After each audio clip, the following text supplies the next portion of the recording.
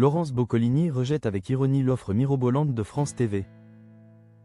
L'animatrice Laurence Boccolini, célèbre pour sa franchise, a fait une apparition révélatrice dans l'émission Le Jet de Luxe.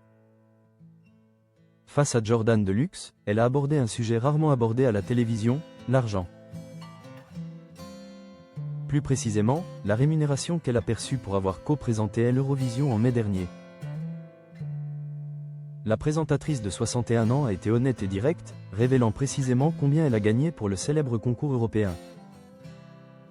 Un chiffre qui peut surprendre, car il est loin de ce à quoi on pourrait s'attendre pour un événement suivi par près de 180 millions de personnes. Vous êtes là pendant 3 jours, et l'addition est de 6 000 €, a-t-elle avoué avec candeur. Laurence Boccolini souhaite aborder la question le plus objectivement possible. Ce n'est pas le jackpot, pas du tout. A-t-elle ajouté avec un sourire légèrement amer. Selon elle, la rémunération ne reflète pas la quantité de travail nécessaire. Répétition, réunion, stress du live et fatigue accumulée. Oui, c'est un grand spectacle, mais ça reste un service public. Et puis il faut se préparer, travailler et être prêt. L'Eurovision, c'est 3 jours d'une intensité maximale.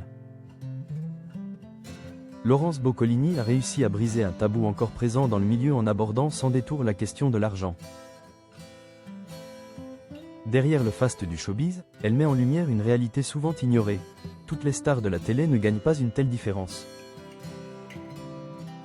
Une déclaration qui a suscité des réactions mitigées, mais comme prévu, Laurence Boccolini n'a clairement aucune envie de plaire au public.